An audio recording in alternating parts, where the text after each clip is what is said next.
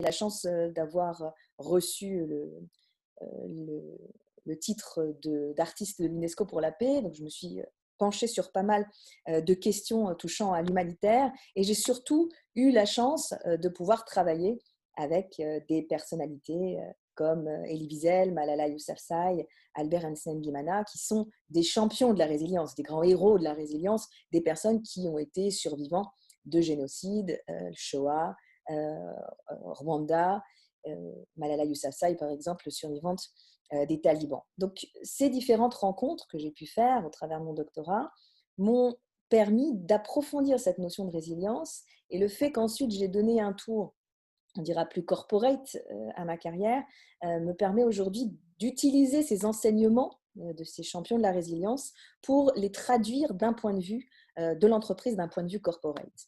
Alors bien sûr, en définition de la résilience, hein, parce qu'il faut qu'on soit d'accord sur des fondamentaux, la définition scientifique est vraiment celle qui m'anime, à savoir la capacité d'un matériau à absorber de l'énergie quand il se déforme sous l'effet d'un choc.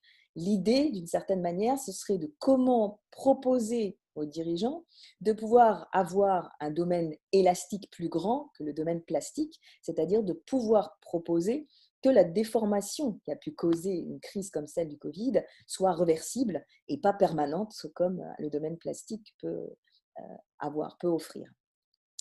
Tout le monde connaît la définition psychologique, tout le monde connaît Boris Cyrulnik, bien entendu, c'est cette capacité de l'individu à résister psychiquement aux épreuves, à se développer quand même dans des environnements qui auraient dû être délabrants. Ici, moi, ce qui m'intéresse, et c'est en relation avec les recherches que je fais à Harvard University, au sein de la Harvard Humanitarian Initiatives, plus particulièrement un programme qui s'appelle Resilient Communities. Qu'est-ce qu'on apprend de ces communautés résilientes? Et j'en suis ici chercheur, comment l'appliquer pour le monde du corporate? C'est la question du coefficient de résilience positive. Alors, on peut chacun estimer son coefficient de résilience positive. Ce coefficient, c'est le rapport entre l'énergie nécessaire pour casser un objet et la surface de la section qui est brisée.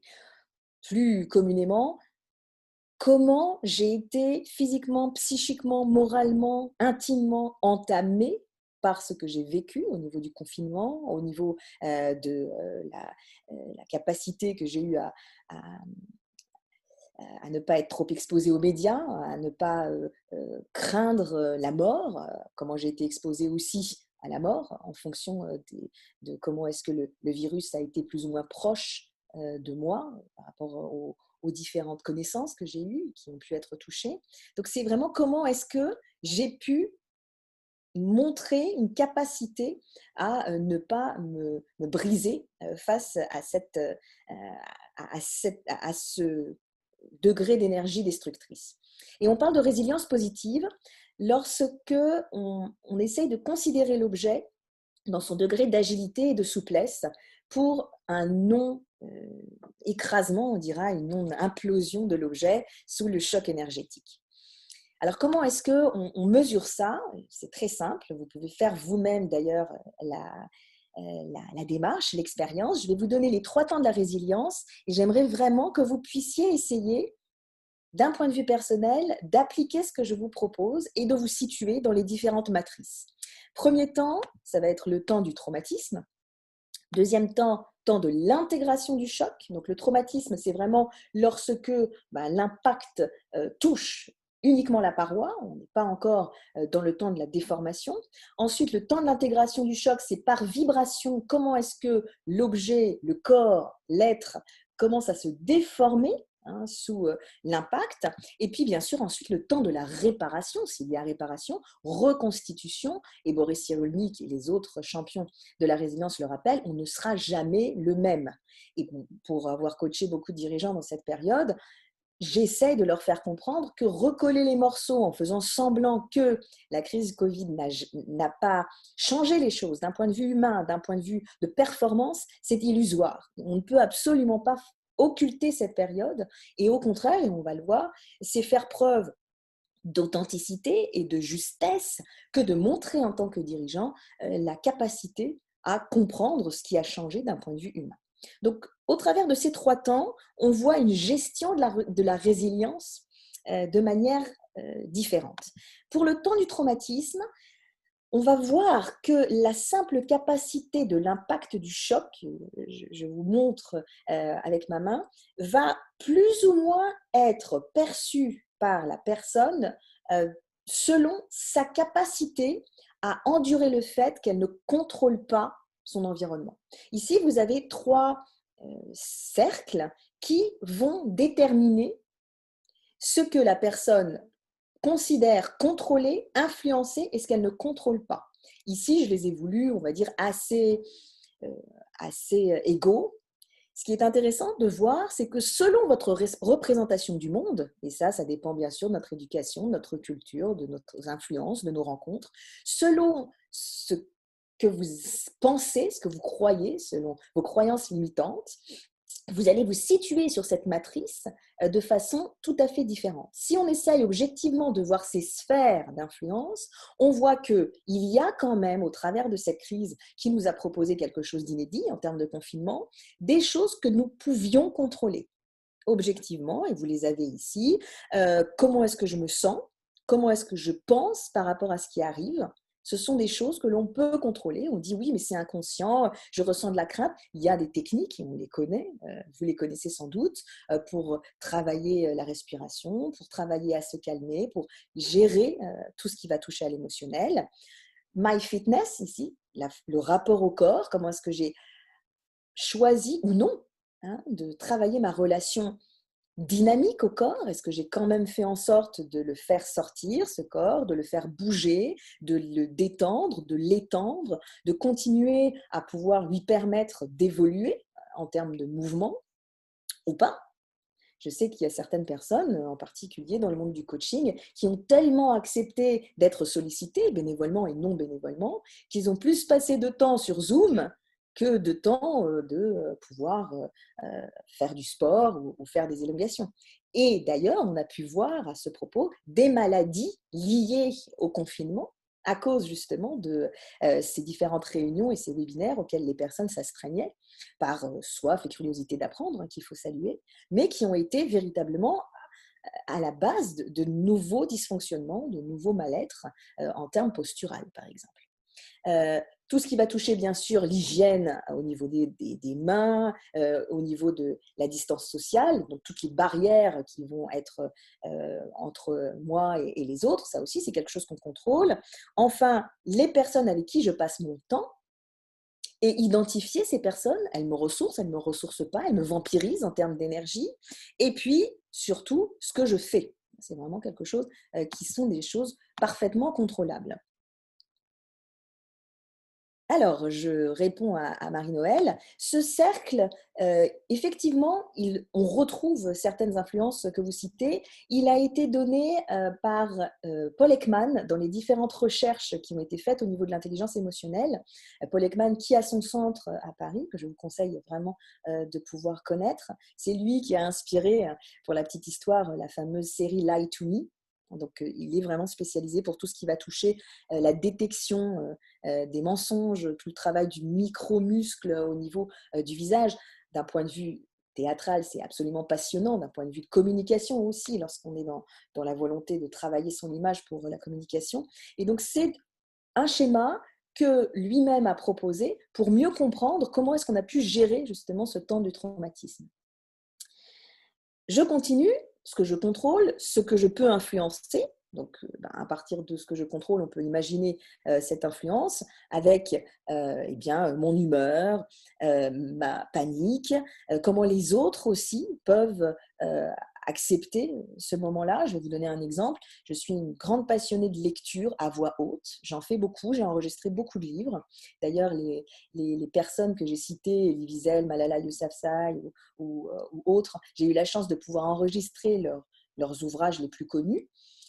Et en tant que passionnée, je me suis tout de suite présentée à des hôpitaux pour proposer aux aides-soignants de faire ce que j'appelle la bibliothérapie, c'est-à-dire des moments de bulle où les personnes pouvaient avoir recours à l'écoute de contes, de résilience, d'histoires, avec quelque chose qui touche à la quête du bonheur. J'ai pu lire, par exemple, pour ceux qui connaissent, des contes de Jacques Salomé, Contes à guérir, Contes à grandir. J'ai pu lire du Georges Bucay aussi, Raconte-moi les chemins de la vie. Et c'était des moments véritablement de ressourcement pour les aides-soignants.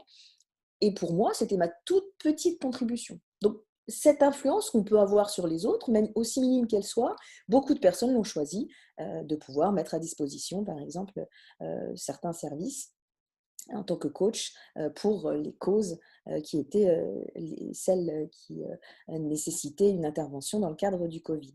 Donc, cette sphère d'influence, elle est réelle. Et puis, ce que je ne peux pas contrôler. Et alors, ce qui est intéressant de voir, c'est que tout ce qui va toucher aux médias sociaux, tout ce qui va toucher à l'exposition des nouvelles angoissantes, anxiogènes, quand on voit la courbe du Covid qui grimpe, de la Covid, devrais-je dire en bon français, qui grimpe, quand on voit que ça touche aux enfants, quand on voit qu'encore aujourd'hui, des quartiers à Singapour commencent à être confinés, quand on voit que de nouvelles maladies apparaissent. Donc, voilà, cette façon-là de pouvoir être exposé aux médias, exposé aux nouvelles stressantes, on peut aussi choisir à un certain moment de pouvoir s'en extraire et ainsi être moins, en termes de parois, exposé, hein, en termes d'espace, donner moins prise finalement à ce choc que pouvait être le confinement. Donc ça, ce sont des choses qui sont assez intéressantes pour voir où est-ce qu'on s'est situé, nous, vis-à-vis de ce qu'on contrôle, ce qu'on peut influencer et ce qu'on ne peut pas contrôler.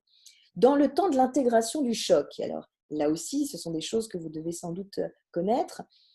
L'intégration du choc, elle passe avant tout par le cerveau reptilien, puisque notre cerveau est divisé en trois cerveaux. Le cerveau qu'on appelle animal, qui est le cerveau reptilien, avec tout ce qui touche aux réflexes, aux intuitions. Le cerveau limbique, siège des émotions, et siège aussi de tout ce qui est mémorisation. Et puis le néocortex, qui lui vient rationaliser, proposer de prendre des décisions, etc. Ce qui est intéressant ici, c'est que le choc va toujours créer une réaction au niveau reptilien. C'est-à-dire qu'il va falloir que notre cerveau puisse se situer, c'est les fameux 3 F, hein, entre vis-à-vis d'une reconnaissance de danger, entre choisir ou to fly, c'est-à-dire de fuir, si le danger est vécu comme étant bien trop important, ou fight, c'est-à-dire combattre, si le danger est tout à fait dans la capacité d'être surmonté, ou freeze, c'est-à-dire la stupéfaction, le saisissement, lors duquel on ne peut absolument rien faire. Hein, c'est le fameux lapin qui est pris dans les phares. Pendant la crise de la Covid, ce qui était intéressant, c'était de voir qu'on n'avait ni la possibilité de combattre, quelque chose qui pouvait être dans l'air partout, minime, puis surtout qui pouvait prendre la forme du voisin. Donc il n'y avait absolument pas de possibilité de combattre, pas de possibilité non plus de fuir, puisque c'était quelque chose qui était quasiment omniscient.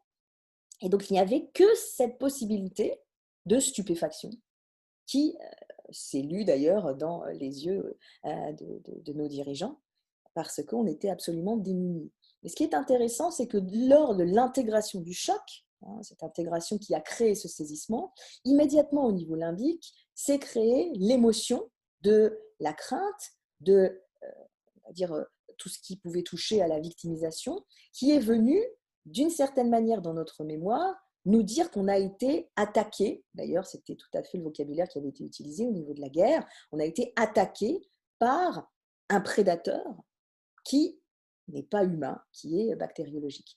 Et ce qui est intéressant ici en termes d'intégration, c'est qu'il a déjà fallu que notre néocortex l'accepte, puisque je dois avouer que c'est absolument une situation surréaliste.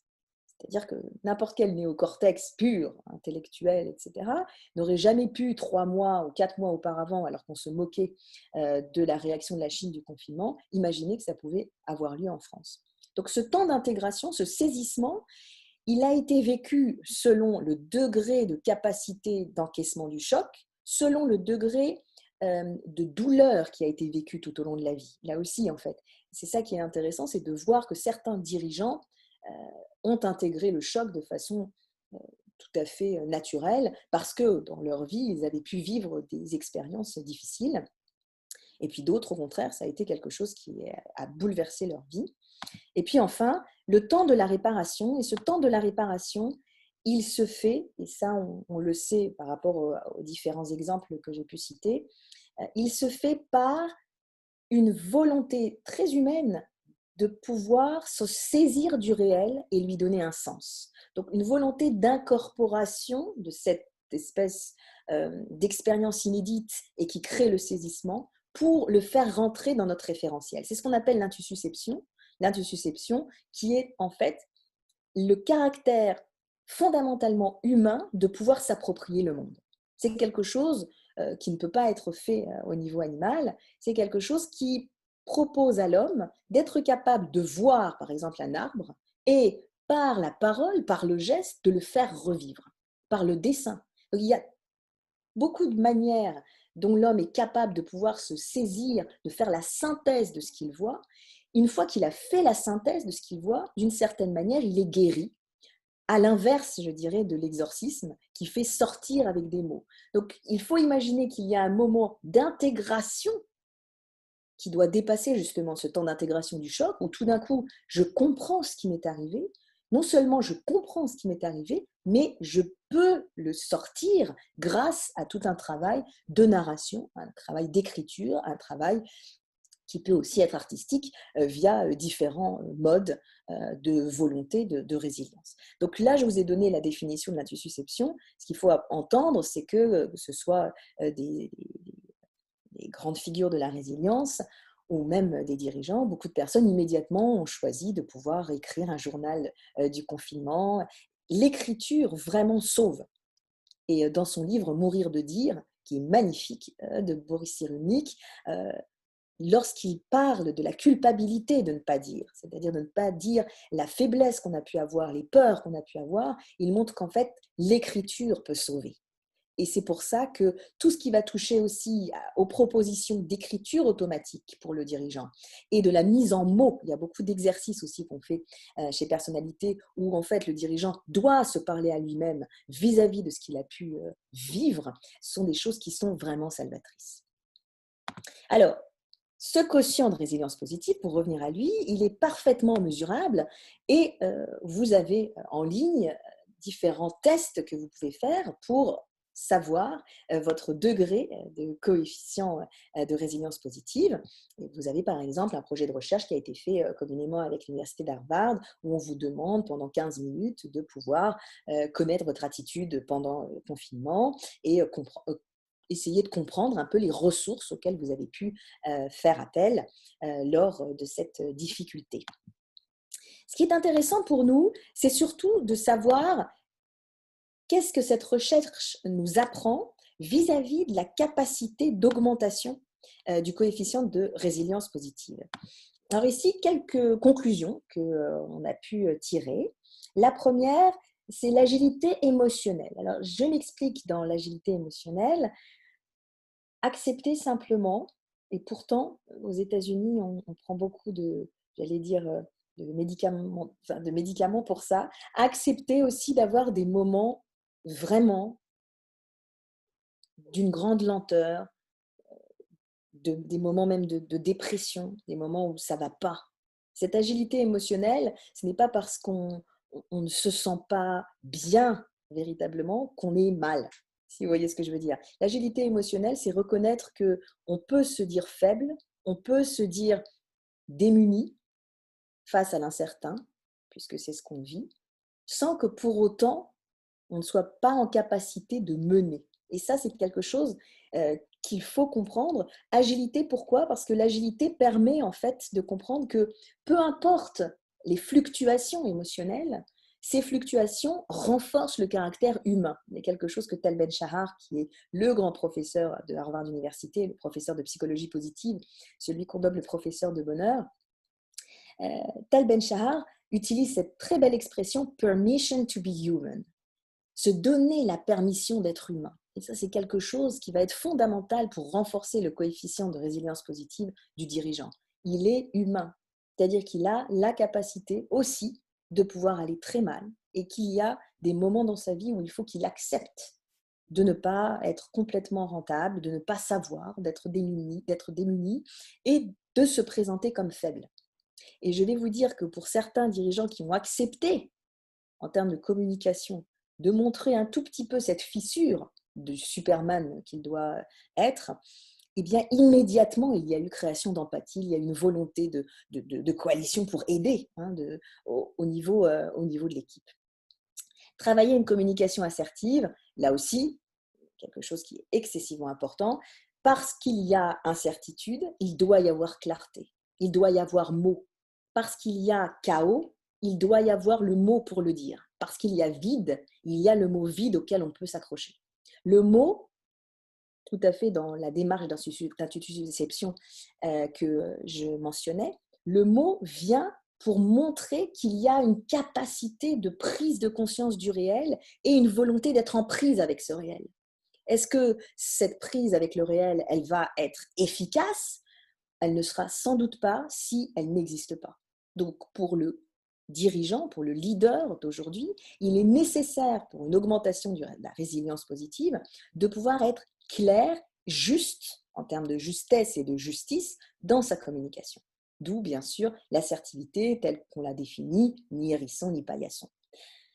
Augmentation de la perception optimaliste. Là aussi, je me base sur les travaux de Rebecca Shankland et de Tal Ben-Shahar. Optimaliste étant la combinaison d'optimisme et réalisme.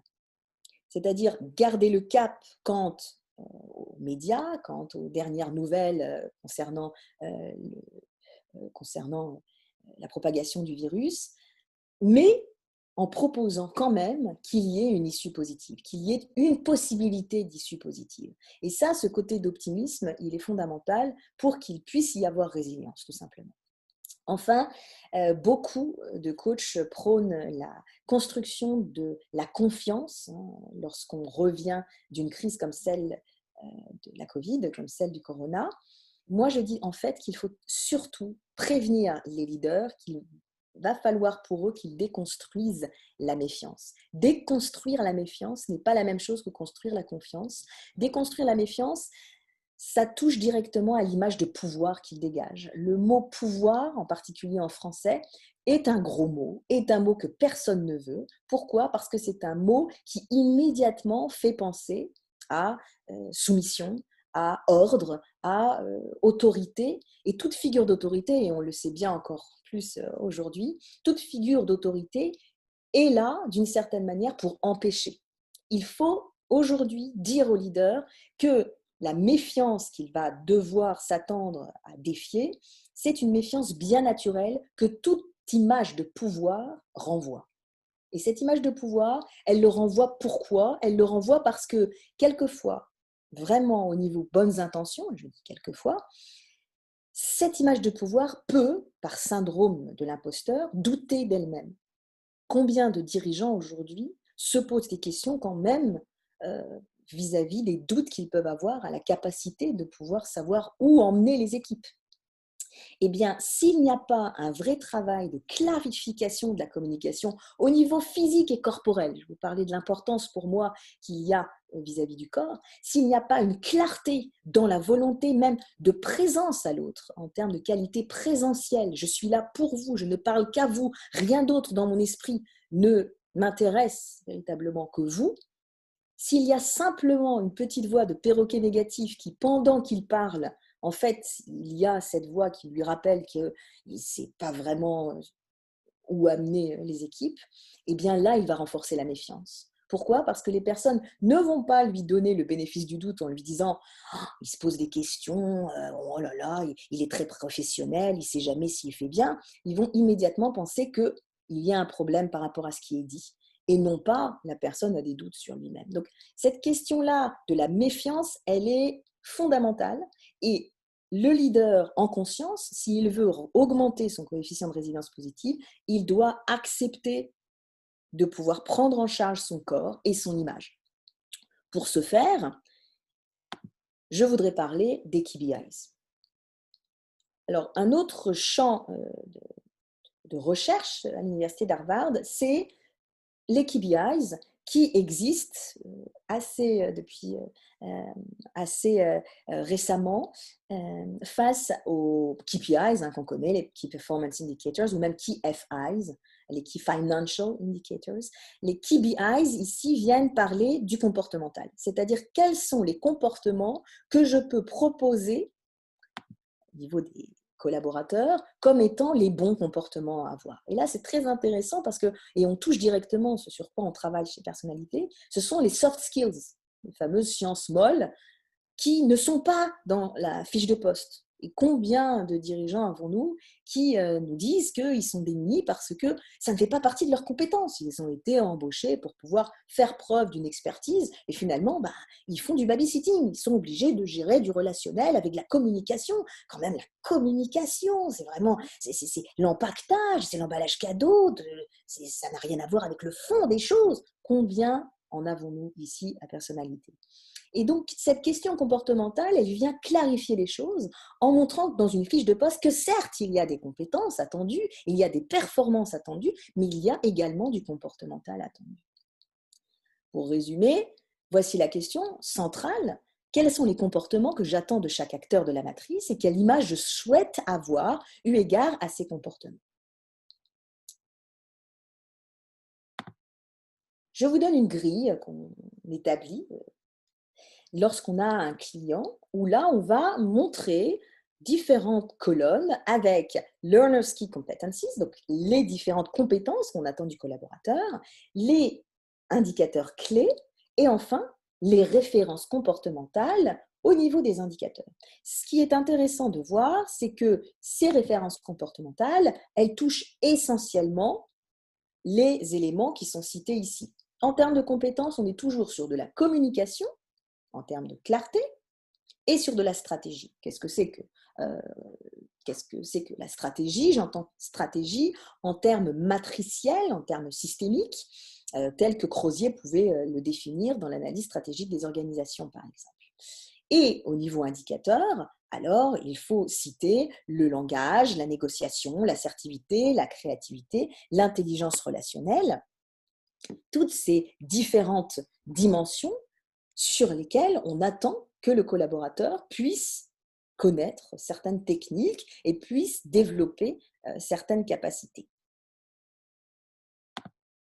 Donc, je vais surtout m'intéresser maintenant aux questions que vous pouvez avoir. Je vais juste revenir pour une synthèse. Cette synthèse, elle va toucher à comment augmenter son coefficient de résilience positive. Déjà, je l'ai dit, l'agilité émotionnelle, accepter de faire cette fameuse courbe du deuil, si on veut, donc qu'il y ait des moments de désespoir, des moments de fatigue, des moments de lâcher prise.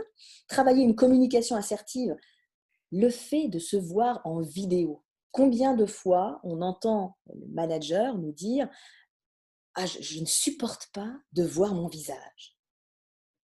Et à cela, vous répondez « Mais enfin, vous montrez tous les jours ce que vous ne supportez pas aux autres, ayez le courage de pouvoir le voir en face, ce visage. Ayez le courage de pouvoir travailler ce que vous montrez. Parce qu'il faut comprendre aujourd'hui que le leadership, le management, la dirigeance est une question d'acceptation du regard de l'autre.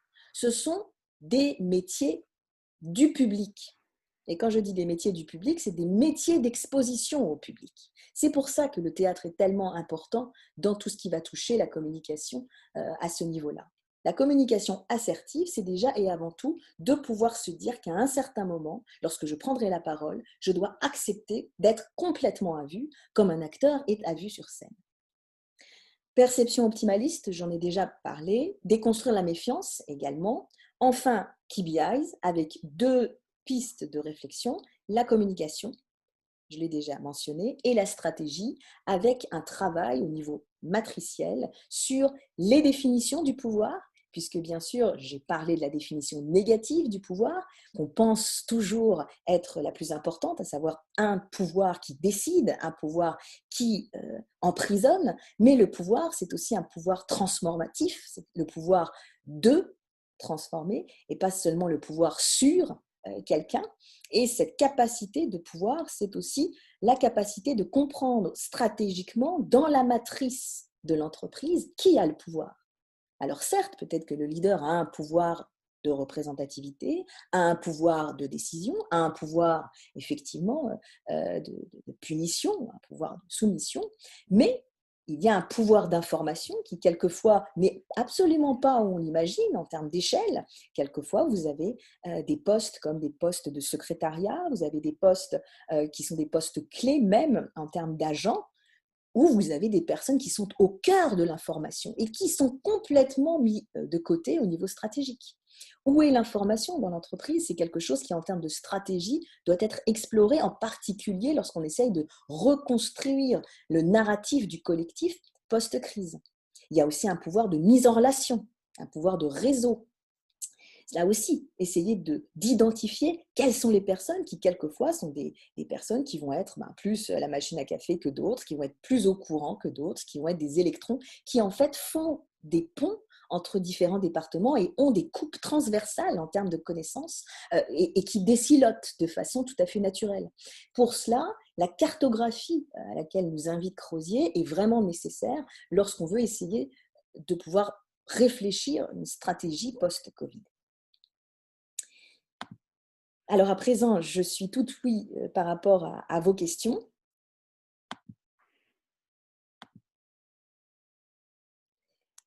Et je laisse Donc, Laurent tout à fait les gérer.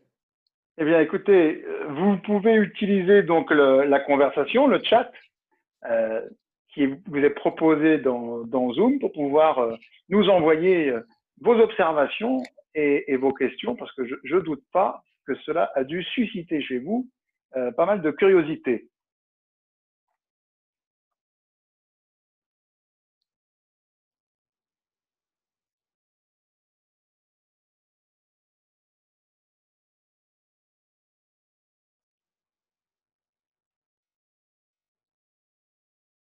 Alors, ils sont très sages, ils sont très silencieux. Alors, on a une typologie d'intervenants dans les réunions, de questionneurs chez Personnalité, qui sont les 7 nains de Blanche-Neige. Et il est possible que ce genre d'outil, je l'évoquais en introduction, cette communication médiée par la vidéo, crée énormément de timides, c'est-à-dire le fait de ne pas oser trop se mettre en avant par la question. Ah, voilà, une question. Question de Nathalie. Alors, comment peut-on mesurer les KPIs? Alors, comment peut-on mesurer les KPIs? Je vais revenir sur le schéma. Excuse-moi, je te coupe, mais nous avons aussi Jacques Blanchard qui est dans la même ligne et qui veut que tu développes justement ce sujet des KPIs. Voilà. Alors, pour mesurer les KPIs, en fait, ça touche à des assessments qu'on fait faire. Et là, bien sûr, vous les connaissez sans doute. Les assessments les plus connus, ça va du MBTI au GAN, LEA, etc. Et à partir de là, selon les capacités des personnes qui ont été assessées, on va proposer une grille de comportements attendus avec eux en lien qui doivent, d'une certaine manière, être alignés avec ce qu'on attend d'eux en termes de gestion d'équipe, par exemple. Donc, c'est ce qui est assez intéressant. Si jamais la personne va, lors de son questionnaire, répondre que pour elle, faire montre d'empathie est une difficulté, on va en discuter, on va débriefer, on va expliquer dans quelles circonstances. Et ce qu'on va voir, c'est au bout parce que c'est bien sûr, les KPIs ne sont pas annuels, au bout de 6 mois, on voit si vis-à-vis de l'équipe, il y a eu une possibilité de moments plus longs passés avec certains membres de l'équipe et puis une envie de la part de la personne d'être plus à l'écoute. Une autre façon aussi de mesurer ces KPIs, ça va être par exemple un sens politique plus vis-à-vis de la personne. Donc, renforcer la capacité politique, ça suppose de pouvoir accepter une représentativité. Donc là aussi, c'est discuter avec le collaborateur, une certaine idée de représentativité, par exemple, de l'entreprise vis-à-vis des médias ou vis-à-vis d'autres groupes ou vis-à-vis simplement de cercles d'experts. Donc là, on propose à la personne de pouvoir au bout de 6 mois, intervenir pour le compte de l'entreprise dans d'autres milieux en voyant si c'est quelque chose qu'elle voudrait explorer. Donc ces KPI, si vous voulez, reprennent déjà quelque chose qui doit être révélé chez la personne. C'est ça qui est intéressant, c'est que s'il n'y a pas eu d'assessment, les KPIs restent un petit peu en suspens. Et une fois qu'il y a eu assessment, c'est-à-dire une fois que la personne a accepté de pouvoir répondre au questionnaire, on regarde les différentes zones et on regarde aussi ce qui pourrait améliorer en termes comportementaux la performance de la personne. C'est ça qui est intéressant, c'est de se dire que finalement, la performance ne vient pas seulement de la santé de l'entreprise, la performance vient, comme le dit Bernard Rosenberg, le créateur de la communication non violente, vient de l'interrelationnel dans l'entreprise. Donc, c'est vraiment pas une question de performance, c'est vraiment une question de comportement. Peut-être une dernière question avant que nous saluions Gila et surtout que nous la remercions pour cet exposé. Pourtant, tu m'avais déjà quand même bien briefé sur le sujet, mais tu m'as scotché. Ça, je pense que c'est une des parties les plus intéressantes de mon métier en tant que directeur pédagogique chez Personnalité, c'est d'être une espèce de hub qui se retrouve au centre d'experts très différents et vraiment très professionnels, comme tu peux l'être, Gila, mais comme le sont l'ensemble de nos experts, qui ont tous chevillé au corps la même passion, c'est-à-dire la passion de la communication interpersonnelle. Et je l'imagine, bien entendu, si vous êtes aujourd'hui au rendez-vous de ce webinaire de personnalité, c'est que vous partagez cette passion. Donc, je reconnais d'ailleurs certains visages dont je ne doute absolument pas de leur passion sur le sujet. Juste un dernier point avant de vous laisser et de vous remercier. Bien entendu, remercier encore Gila pour cet exposé vraiment très, très enrichissant, surtout dans les périodes que nous vivons actuellement. Pour ceux qui voudraient savoir si ce que nous venons de faire ici, c'est-à-dire utiliser cette visioconférence, est-ce qu'il s'agit d'un coup de fil amélioré où on pourrait se voir en plus de s'entendre, ou s'il s'agit d'un rendez-vous physique dégradé, puisqu'on ne peut pas être vraiment partagé la même intimité dans un espace donné. Si vous vous posez cette question-là, soit pour des raisons professionnelles ou plutôt personnelles, eh bien écoutez, je vous invite à aller fouiller dans tout ce qu'on met à votre disposition, que ce soit sur nos blogs, sur notre site personnalité.fr ou sur notre LMS pour ceux qui y sont inscrits. Nous sommes des passionnés de la communication interpersonnelle et nous espérons bien multiplier ce genre de rendez-vous avec nos experts dont Gila était la fière représentante ce soir. Nous vous remercions et nous vous souhaitons une excellente soirée à toutes et à tous. Merci, au revoir et à très bientôt chez nous, je l'espère. Au revoir à tous. Au revoir Valérie, je viens de voir le coucou. Au revoir Antoine, au revoir Jacques.